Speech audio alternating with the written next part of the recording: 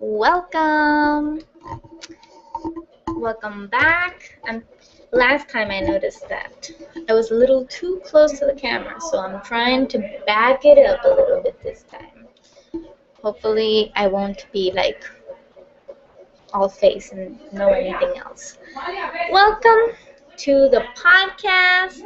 First one of the month. Give me a little moment.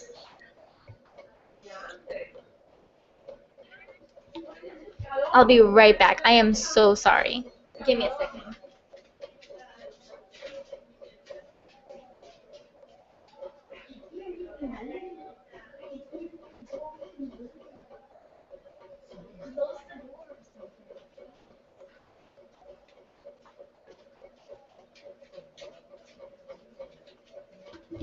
I am so sorry. I really am for that. Um, so today once again, as I was saying earlier, it is the first Thursday of the month, and we are going to start a new theme today, the new theme of the month, and the new theme of this month is heroes. In the private workshop group, we already announced the theme, but just in case there's anybody else watching, the theme is heroes. Okay, just checking out the links. So today, since we're beginning this whole heroes thing and whatnot, I thought it would be good to start off by talking about what are the different types of heroes in literature and about the heroic archetype that Jung originally created. So let's jump right into that. Okay, so I don't know if you've heard of this before, but there is this man by the name of Carl Jung, and he created these different types of archetypes that he believed existed, and among them is the hero archetype. And based on this hero archetype is that according to him, all heroes are based off of this archetype.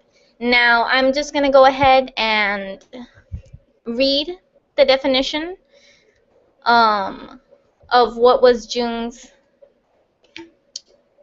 hero. So I'm going to just jump right into that. I got this definition from the University of Texas, I believe. I think it's Texas. I'll have to verify that. But the link to the full article where you can see all of the different archetypes will be in the description. So if you want to read it for yourself, it'll be there. Now, in here, they have it named under the warrior instead of hero. And I'll just jump right into that. It says, when everything seems lost, the warrior rides over the hill and saves the day. Tough and courageous, this archetype helps us set and achieve goals, overcome obstacles, and persist in difficult times, although it also tends to see others as enemies and to think in either/or terms. The warrior is relatively simple in their thought patterns, seeking simply to win whatever confronts him, including the dragons that live inside the mind and their underlying fear of weakness. Their challenge is to bring meaning to what they do, perhaps choosing their battles wisely, which they do using courage and the warrior's discipline. Then it has like a list of what their goals and fears are. So the goal of the hero archetype is to win. Their fear is weakness. Their problem, when it comes to their problems, they stay and they confront them. Their response to the task is to fight only for what really matters. Their gift or virtue is courage, discipline, determination, and skill. Their pitfalls are fear of impotence, leading to ruthlessness and arrogance. Their addictive quality is stoicism.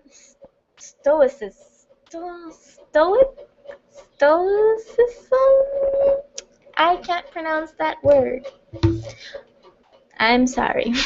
You know what I mean, like no emotion, blank face. stoic, I don't know. And their addiction is achievement / success. And then their shadow side is the villain, of course. Now, that original archetype created by Jung, that's what it's based on. All the other heroes are based off of that. So, you know, the complicated thing about literature is, that it evolves and it changes and it grows. And originally, that's where we get the whole sense of, or what has been determined that is the hero. But we all know that not all heroes are like that. Not all heroes feel that way. Maybe in their essence they're the same, but there are certain things where they just diverge. And I went about researching all over the web to see different types of heroes that exist in literature and writing, and I collected everything that I saw, and I wrote down patterns that I feel like are similar throughout all of the different articles that I read, and just went ahead and grabbed that broad spectrum of heroes. Some people use different words to talk about the same type of hero, and I just brought it all into one place. So I'm going to tell you about a few basic types. I got 1, 2, 3, 4, 5, 6, 7. I got 7 types for you guys. Actually, I think 8. Okay. First off, I'm going to go ahead and talk about the anti-hero, because a lot of people nowadays, I've noticed, make the mistake when watching movies and things like that of considering a villain to be an anti-hero, and they're definitely not the same thing. And I feel like a lot of people feel like certain characters are anti-heroes even though they aren't, and they're actually villains. But it's a very big borderline, which is why I thought I would start off with that one. Okay, so the anti-hero. I have a couple of definitions here, and I'm just going to read them off real quick to you.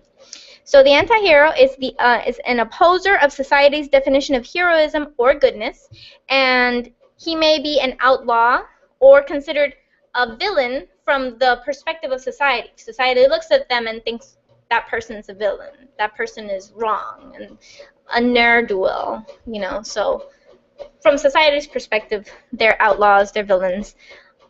The audience sympathizes with them, and they tend to be rebellious. Common anti-heroes that we have right now, that we read about, that we see, the first anti-hero that, whenever you talk anti-heroes, the example that everybody gives you of a modern anti-hero is Wolverine. And here's another one, which I feel like a lot of people categorize him as a hero, but he's not a hero. I mean, he is, but he is an anti-hero specifically. He's not your typical happy-go-lucky, save-the-day kind of hero. He is an anti-hero, just like Wolverine, and that's Batman. Most people just pin him off as the typical hero because of the whole superhero thing, but he's actually an anti-hero. He does things outside the law if necessary. He has his own set of morals of what he determines is right and what he determines is wrong. And we do know he has very strong morality against killing, but is a lot more willing to bend the rules in other ways. So he has his own moral code. He doesn't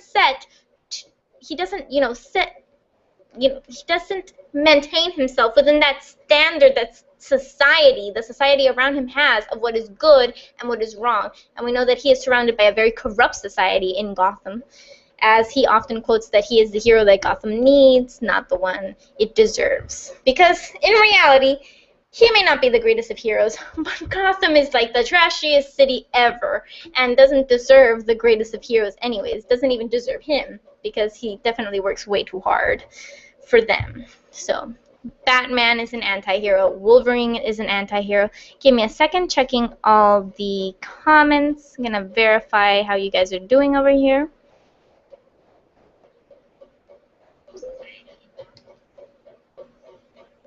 Okay, we're all good.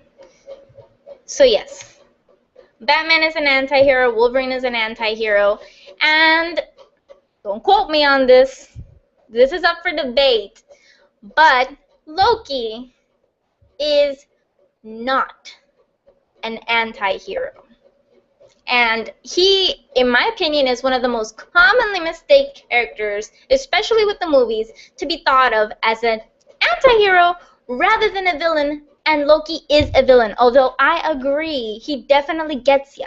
You want to feel bad for him, but he is not a hero, not in any way, shape, or form. He's definitely not an anti-hero. Give me a sec, getting more messages from you guys. Let's see. Okay, let me just close that to avoid the binging. Okay, so yes, Loki. Loki is definitely a villain and not an anti-hero. Why is he not an anti-hero, even though a lot of his qualities remind us of an anti-hero's qualities? I'm gonna break it down for you guys now. Loki. Why we confuse him with an anti-hero? Because first of all, first and foremost, he makes us sympathize with him. You know, we feel bad for him. We're like, feel bad about all his story growing up and the way that he wanted to be heir, how Odin treated him, his true parents, the conflicts with his siblings, and he's just overall kind of a very likable villain. I feel like a lot of modern villains are very likable and they make us feel like they're anti-heroes. I think because we secretly want them to be, but they're not. Why? Because an anti-hero in the end is not going to, you know, destroy humanity. And in the end, at the end of the day, Loki's goals are negative goals that are going to affect society as a whole. The anti-hero does not want to hurt society. In fact, they are trying to benefit society just in their own way. They're heroes, but they don't do it like everybody else does and how everybody else wants them to. They do it their way, their own way. Whereas Loki, he's not trying to do things his way. He's just evil. I mean, he is. He's a very likable guy, and I'm a big fan, but he is a villain. It's the reality. And how much I wish that he was an anti-hero, because that would be awesome, and all the moments. But he's not. And it probably won't be for a very long time. I mean, I don't know if that's ever going to change, but I don't think so. So that's the anti-hero. The anti-hero is this person who doesn't seem like the typical hero. He has his own morale code, and he sticks by that. He doesn't follow the moral code of everybody else. He has his own moral code. He does things his way. But at the end of the day, he still helps towards good. Because in his essence, even though he may not do things the same way as everybody else, he does work for the good. And he does work to do good things. So that's what an anti-hero is. At the end of the day, he's still going to save the day. He's still going to do that thing that everybody needs him to do. He's just going to do it on his own time and in his own way, not as everybody else expects him to. And he's definitely the type of person that is like, not, you know, you want him to do, you say left, he's going to go right. You try to like, oh no, let's do it this way, he's definitely not going to agree. Kind of like Wolverine, he would have no remorse with punching someone in the face and beating the answers out of somebody, just like Batman has no problem with beating the answers out of people. But other more morally strict heroes would definitely have an issue with it. They have their own way of doing things, but at the end of the day, they still achieve the good and the goal. You know, they're on the good guy's side at the end of the day when it all comes down to it. Okay, gonna check up on your comments regarding the anti-hero before we move on to the next hero. Okay, Miguel says, with the revamped version of Sleeping Beauty, Maleficent is kind of an anti-hero.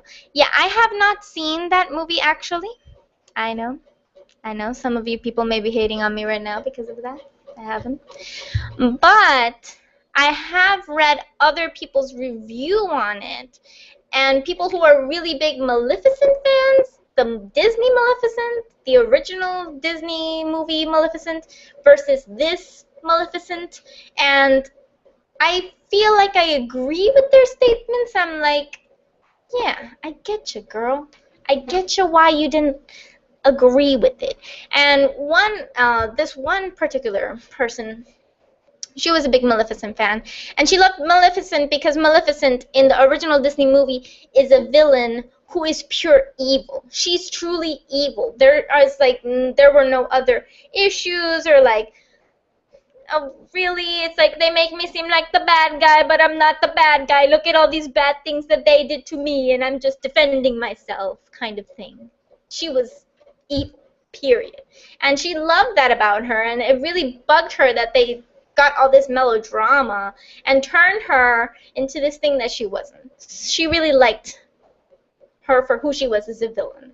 And I feel like, I don't know, are we going to turn all villains into people with that secretly have a reason to do things? Because it's like, so because your dad was a wife beater and he beat you up as a kid, that gives you the right to be an abuser and a wife beater as well?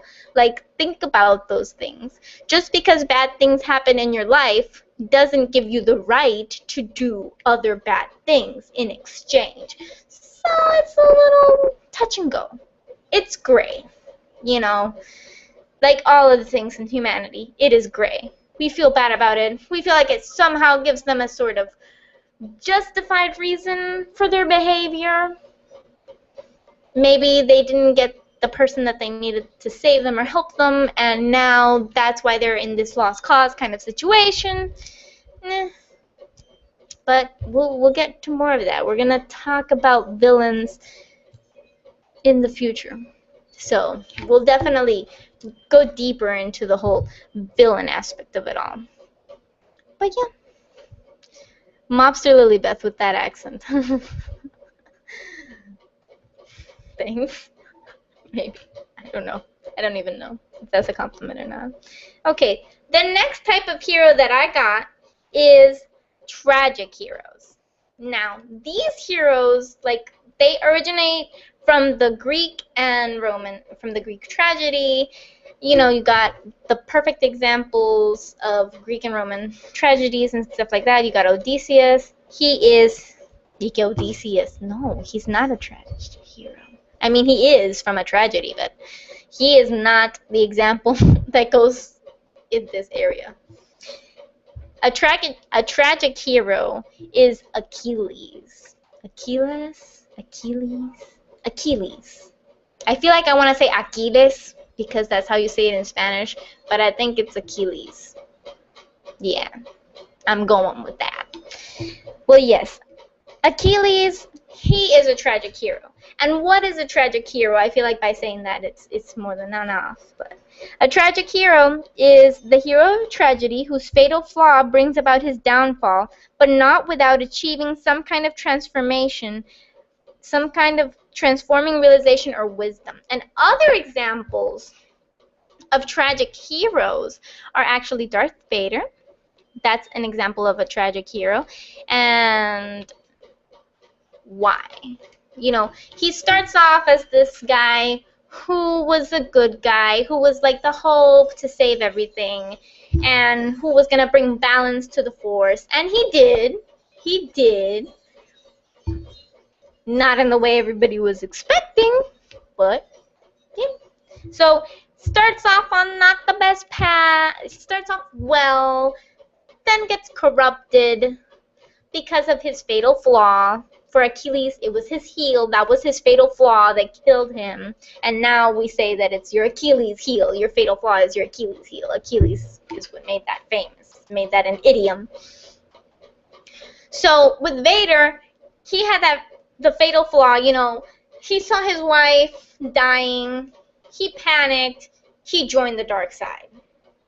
But before he died, he did come to the realization of his actions and of what he had done, and he did repent for it. He still died, but he sacrificed himself. So he did redeem himself. You know, he acquired a new wisdom, a new knowledge that transformed who he was. And that's what the tragic hero is. You know, the tragic hero is someone who starts off well, then gets corrupted, does, you know, what he shouldn't have done.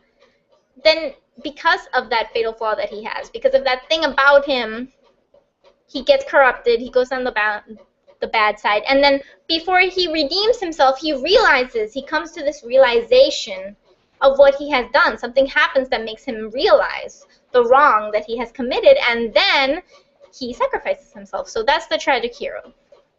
Now I'm just gonna go ahead and check your comments.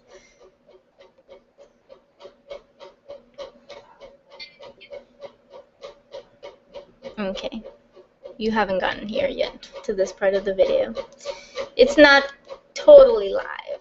There's like a 30-second or minute-long delay. So I'm sorry about the whole, let me check your comments, and then I read comments that are ridiculously old. Anyways. So yes, that is what a tragic hero is. The next type of hero I'm going to talk about is the unwilling hero. Now, this one is, I feel like, not too common. Most heroes tend to be very willing. But the unwilling hero is like Frodo, you know, someone who didn't want what they have. They didn't want to be a hero. This was never their plan. But nevertheless, they are the hero, and there's not much they can do about it.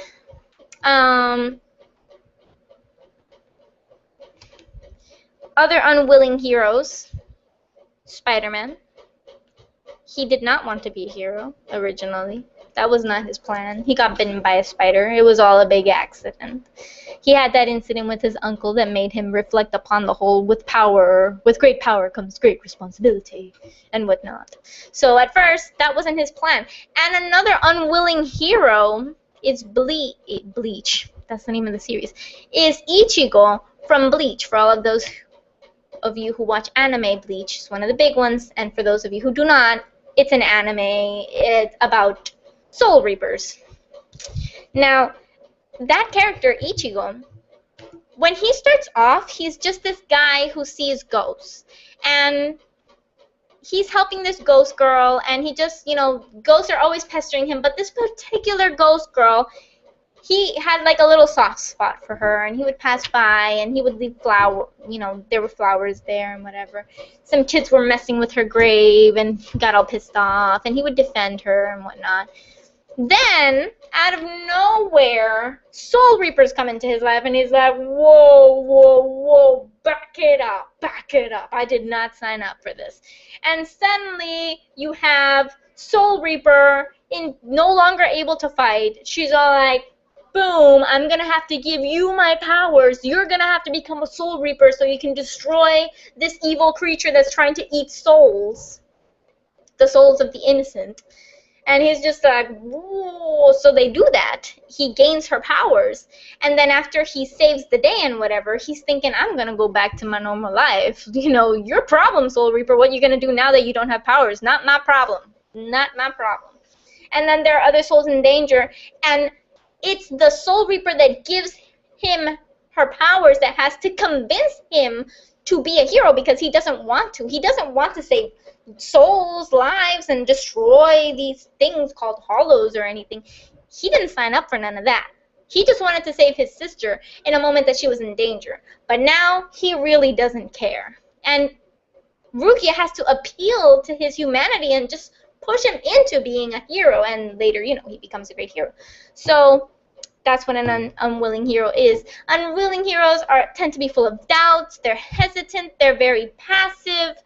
They need to be motivated or even pushed into adventure by an outside force. And usually at some point in the story, they change and become more committed to the adventure, which is what happened to Ichigo. At first, he was just doing it, you know, because Rukia pushed him into it. But later, he became committed to doing his job as a Soul Reaper. He became committed to being a hero, even though at first it was not what he had planned on doing. So I'm just going to go ahead and check up. with your comments. So true. He's unwilling. I'm going to assume you're talking about Ichigo, but yeah, he is unwilling. Or Frodo. I don't know which of the two you're talking about, but yeah, they're all unwilling. All of the examples. Okay, so if you're going to write about an unwilling hero, I think some of the most important elements to remember is that he needs to be motivated by an outside force to become a hero. Somebody else, somebody or something else outside, not internal conflict, not questioning his, no questioning beliefs, no none of that. Something outside of who he is, outside of him, has to force him into this heroism. And second, that at some point he is going to change. This whole being forced into heroism is going to change him, and he is going to become committed to being a hero. So I feel like those are two very important things to remember when writing about unwilling heroes. Now, the next type of hero that I'm going to talk about is the hero as a scapegoat.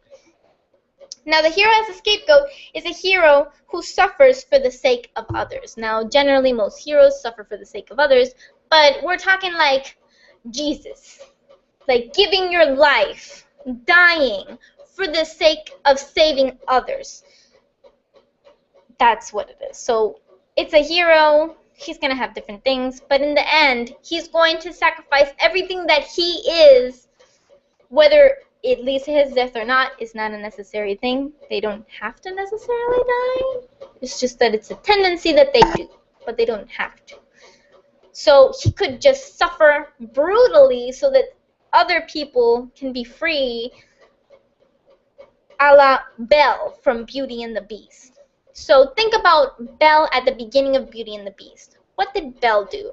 She was a hero. What did she do? Her father was imprisoned by the beast, and she sacrificed herself. She said to the beast, my life for his. Did she know that everything else in that story was going to happen? No!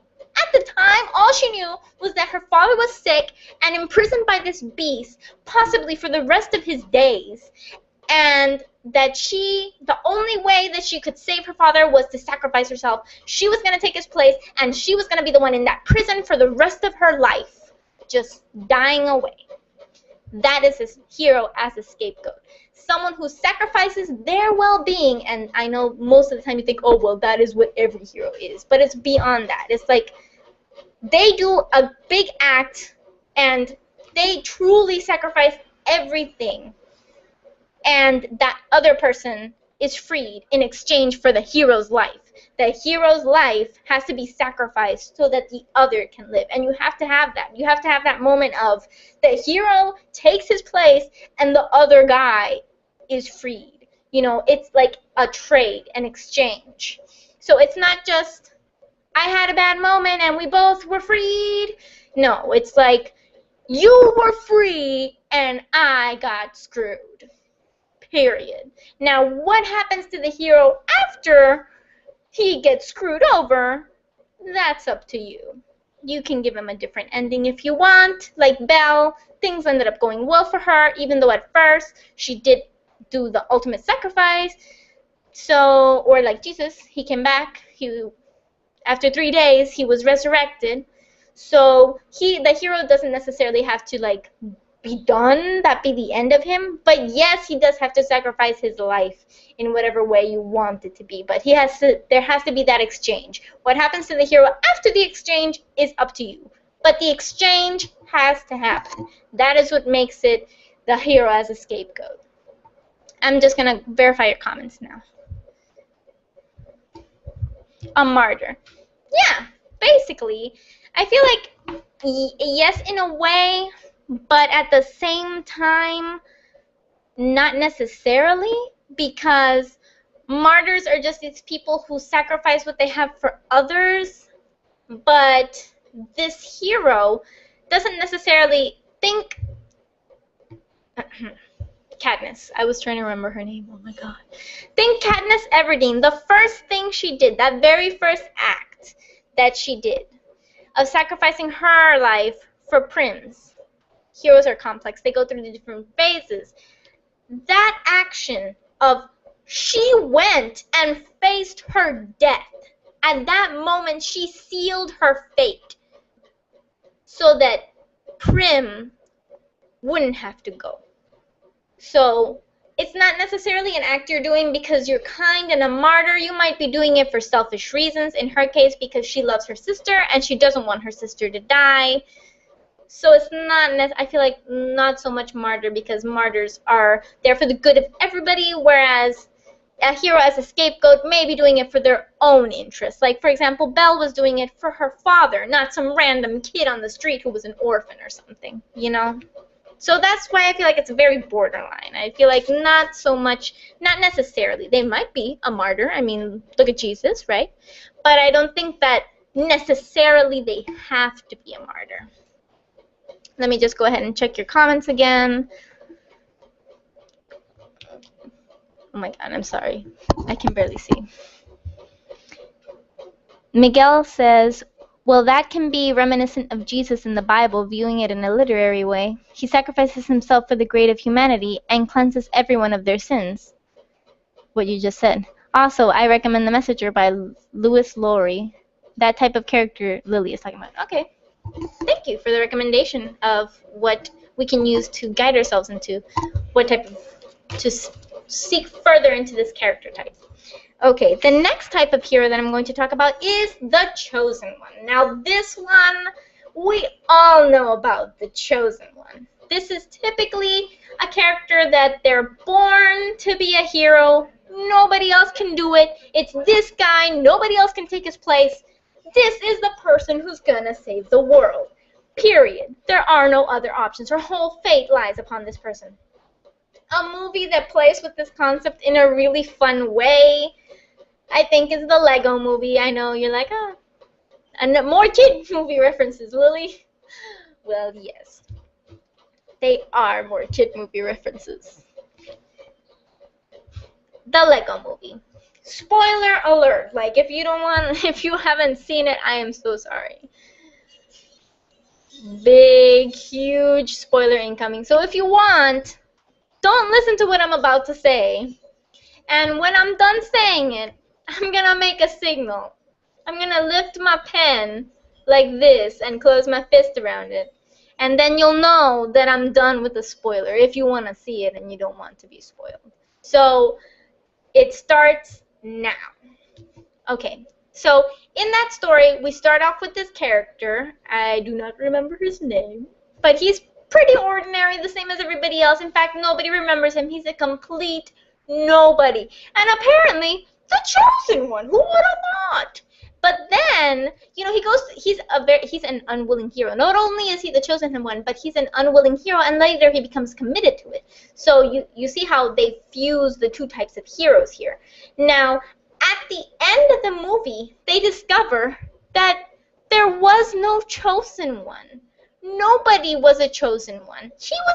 There was 0 Chosen Ones. Everybody had the possibility of changing the world. Each person individually does that. Bring that change into the world, which is it was a beautiful movie. It had a beautiful message. And basically, yeah, he starts off as the Chosen One, and then in the end, it turns out there was no such thing as a Chosen One. So I thought that was very fun. I like that the movie played with that concept of what the Chosen One is. So, spoiler alerts are over. Okay, so other examples, since that one had spoilers, and I don't know if there were people who didn't watch because of that. So, other examples, talking about the Chosen One. Link. I feel so horrible for using all these references that people who aren't into these things don't know. Link from The Legend of Zelda. The Legend of Zelda is a very famous video game it's by Nintendo. It's years and years and years of this. Now, in The Legend of Zelda, Link, he's always named Link, but, you know, the keeper of the Triforce of Courage, he is the hero. And there's that one person, he's the Chosen One, he's the one with the Triforce of Courage, nobody else has the Triforce. Just like the princess is always Zelda. She's always the one with the Triforce of Wisdom. Nobody else has that Triforce, so nobody else can take her place. Nobody else can take Link's place. He is the destined hero who needs to save Zelda and consequently all of Hyrule. Just like Ganondorf is the bad guy and he always has the Triforce of Power. So that's an example right there.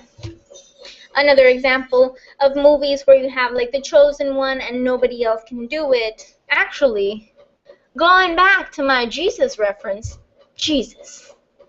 He is the chosen one and nobody else could fulfill that job except him. So he's another example of the chosen one thing, because they are the only ones who can fulfill the task at the end of the movie. And I'm sorry that I'm going back to all these examples. I'm just trying to think of chosen one things. But yeah, I'm going to check your... Oh, God. Sorry. Almost messed that up. Comments. Let's see. Aang! Thank you! Aang and Korra. Avatar The Last Airbender. Avatar The Last Airbender. So in this series, you have... humans as a whole can bend the elements. Like, they move their hands around, do these fancy things, and they can control water, earth, fire, or air. One of the four. Except for the Avatar. He is like the chosen one of the world, and he reincarnates, and he has all of the elements, all four. He can control all four, and he is the bridge between the human world and the spiritual world. So that's what he is, and there's only one avatar, and there are no other avatars. So he is the chosen one, or in Korra's case, she is the chosen one, and there is nobody else. So that's like the chosen one situation. But who's the chosen one? It's just a hero who was born to fulfill the heroic duty and has certain abilities and powers that enable that person specifically to fulfill that duty, and for nobody else to be able to do it because nobody else has what it takes to do it, because only they were born with that ability, or only they were born with the capability of developing an ability that will help them do that. So that's like the chosen one kind of situation. Let me check back with you guys. It's very cool. Miguel says it's cool. Heroic July is very holistic. We need references from all over the places. Yep. Okie doke. So the next type of hero I'm going to talk about is hero as a lover. And I feel like it's like, what? Well, the hero as a lover is a hero that is motivated by love. And I feel like most classic stories when we're growing up as kids and we hear about, generally the hero is there to save the princess because he loves her. In Zelda, one could say that he might be motivated by love. Maybe he is, maybe he's not. His relationship with Zelda is kind of unclear. It's not 100% clear. There's very few Zelda games in which they are more direct about how they feel about each other. Yes, no, it's always been very touch and go. So he might be a hero motivated by love. He might not. But there are many heroes that they're motivated by love. An example of a hero motivated by love, most Disney princess movies are heroes motivated by love. And here is a great example, or what I think is a pretty good example. Mulan. I think that is an excellent example of heroes motivated by love. Just like Belle, she was motivated by the love that she had towards her father. It's not necessarily love towards a girl or a guy or whatever. It can also just be any type of love. She was motivated. Mulan, both movies, we see this whole motivation by love. Mulan was first motivated because of her love towards her father, and she went to war for her father. In the second movie, when Shang dies, he doesn't die. When he dies, she is motivated to take the princess's place and pretend to be the princess and marry the prince to unite the two kingdoms of China. Because she knew that they were all in love with her teammates and whatever. They were in love with the princesses, and it was mutual. And since she had lost Shang, she was like, you know what? Because of my love for Shang, because of my love for China, I don't want to be with anybody else. So if I'm going to be with somebody, it's going to be somebody I don't love. I'm just going to go and sacrifice myself and go out there and just marry this guy, and then these people can have an opportunity for love. Another example, maybe not so, maybe you might not consider it heroic, but it is. Ariel, she is motivated because she's in love with the prince, with Eric. So because of her love for Eric, she does all of the things that she does in her movie because she's in love with Eric. In the second movie of Ariel, her daughter, she saves the day because of her love for her family and everybody else, and she goes up there and she saves the day. And love. Heroes motivated by love. It's just a hero whose motivation for saving the day is someone they love. So Finn from Adventure Time, sometimes, not always, he's a very pure hero. You know, he generally does things because he's extremely good. You know, he does it because he likes to fight and he likes to do adventures, but sometimes he's motivated by his love for Princess Bubblegum or his love for Flame Princess. So sometimes he does things because of Bubblegum most of the time. So in those moments, he is a hero motivated by love. So that's what it is. You know, a hero motivated by love is just a hero whose motivation to do the heroic act is for someone they love. Now, the next type of hero I'm going to talk about is the apocalyptic hero. Anyone from The Walking Dead, pretty much. It's just a hero who is like the last hope in this apocalyptic situation. It's just take a hero and place him in an apocalyptic situation. That's an apocalyptic hero. So, traits that I can give you that typically you can find in an apocalyptic hero.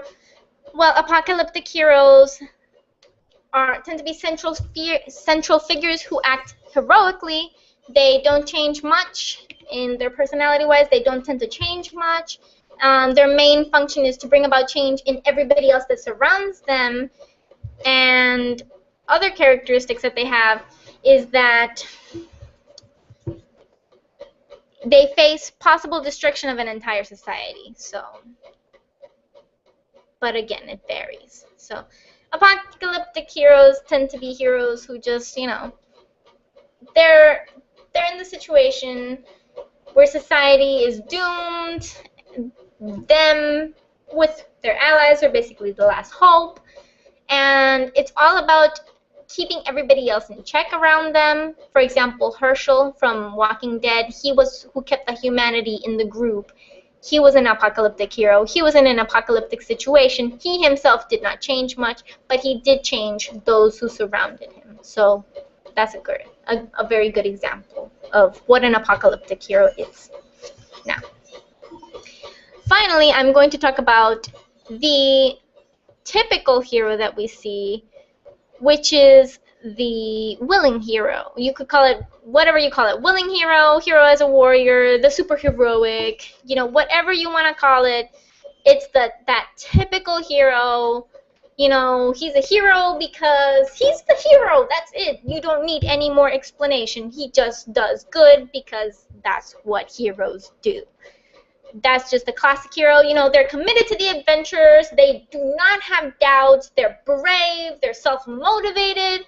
And they tend to have godlike qualities, and they face physical challenges and external enemies. So Hercules, for example, he has godlike qualities, and he tends to face physical challenges, fighting monsters and beasts that Hades sends after him. I'm talking about the cartoon by Disney as well. So that is an example of that. Now, the superheroic, which is very similar, but some people distinguish it. The superheroic is it exaggerates the normal proportions of humanity, and the hero frequently tends to be divine or of supernatural origins, and in some sense they are someone who doesn't quite belong but in the end, society needs him. So he doesn't exactly fit in with society, but he does, you know, society needs him. He'll be like someone from Divine Origins or Superhero Origins. So think Superman. He has supernatural origins. He's an alien from another planet. So he definitely does not fit in that sense. But society needs him to save the day. So he doesn't fit in, you know. So that's the best. I feel like that is the best example for that. He is like practically invincible. He has superhuman origins. So if you want to do a superhero type of thing, it's basically someone, they tend to be divine or at least some sort of supernatural origin, be it a mythological creature or whatever other form you want to give it, if you want to give him some powers or abilities, but they tend to be not normal.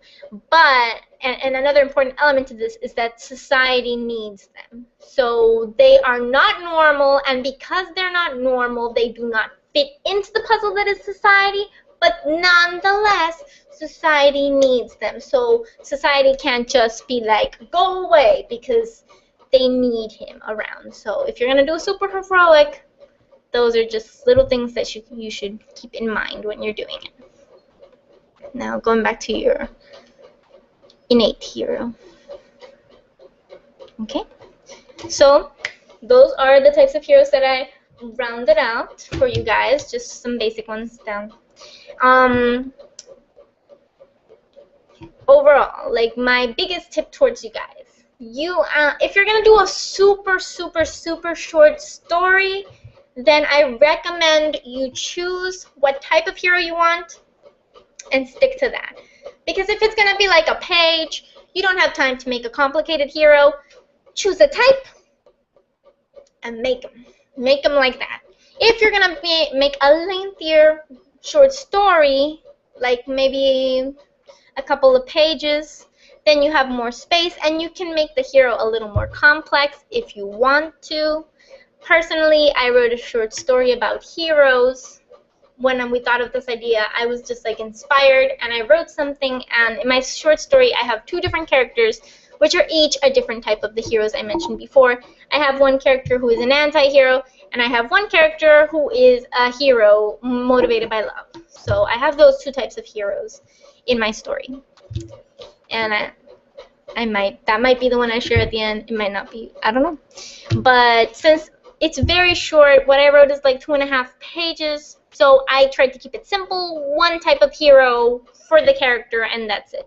But if you're gonna do like 5, 6, 4, 7 pages, you know, a slightly lengthier work, you can combine types of heroes, because as you see in movies and books and longer books, you know, like novels and stuff like that, the heroes tend to be more complex. They have many facets to them because you just have the space to make them complicated, because you have room to explore that in your development.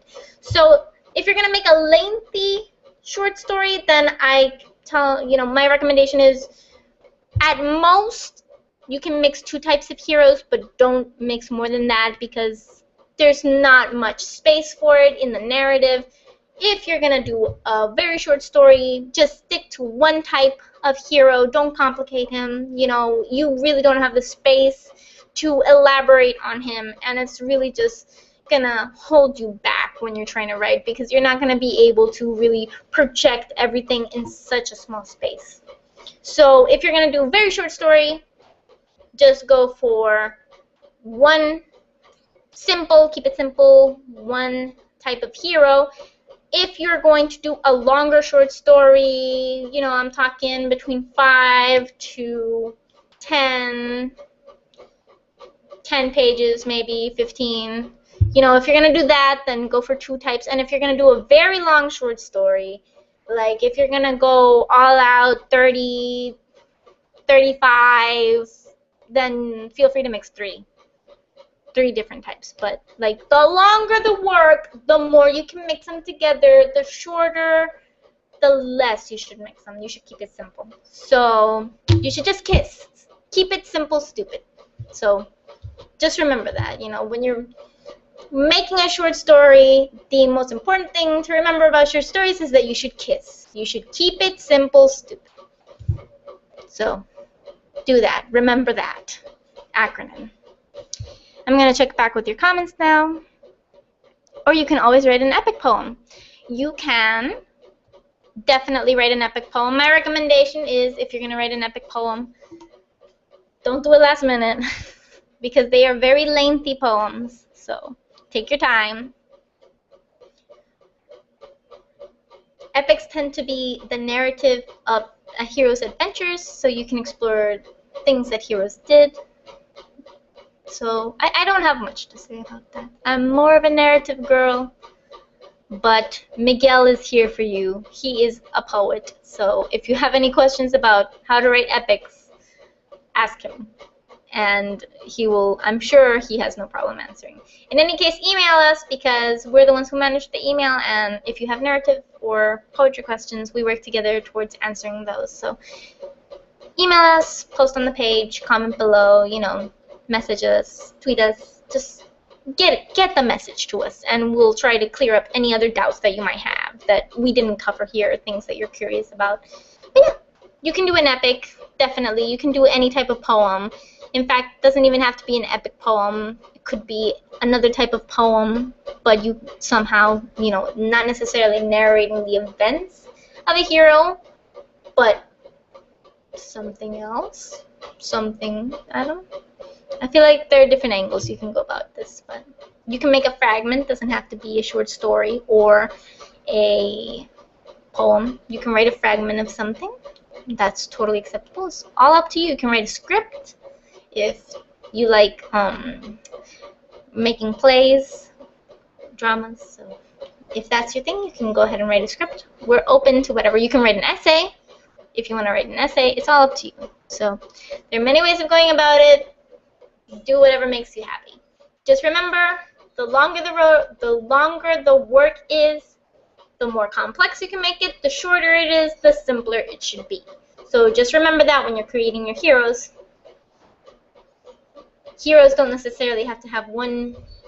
It doesn't have to be like the anti-hero and that's it. There's nothing more to him. He can be an anti-hero who is also the chosen one. It can happen. Chosen ones are always perfect.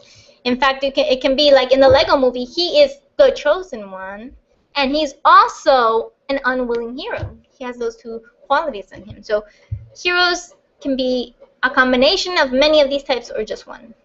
So keep that in mind, and depending on what you're writing is what you should do. And you can have different heroes within the story too. It's not necessarily one central hero. Sidekicks are also considered heroes. So it's all up to you guys. I'm gonna check back with you guys, check on the comments. Miguel, in the comments, he posted our email, and also in the description at the end of the video, our email and all our other links will be available. So just check the description in about 5 minutes after the podcast ends, the live show ends. Go ahead and check the description. All our links should be there. Miguel already has the email right there, so if you have any questions, you can go there. And Miguel also commented, oh, right, maybe the internal conflict of a hero. That could be nice. Yeah, you could do like a poem about that, about the hero's emotions, and it would be a lyrical poem, but it would be about a hero. So I just feel like there are many, many clever ways of going about it, so it could be very interesting. I think it will be very interesting.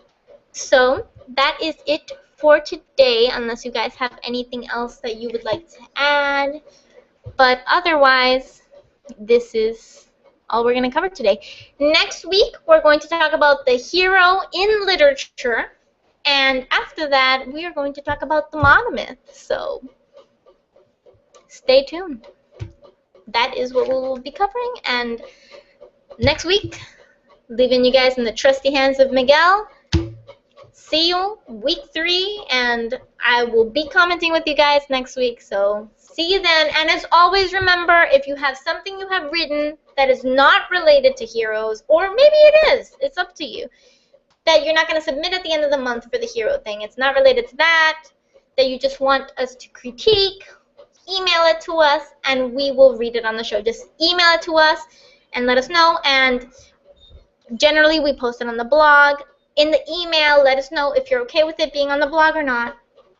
So that way we know if we can post it or not. So if you have anything you want to be reviewed, just email it to us and we will gladly review it for you guys. And yeah, I just hope you have a wonderful time writing. And for those of you who are doing camp, NaNoWriMo, happy writing as well.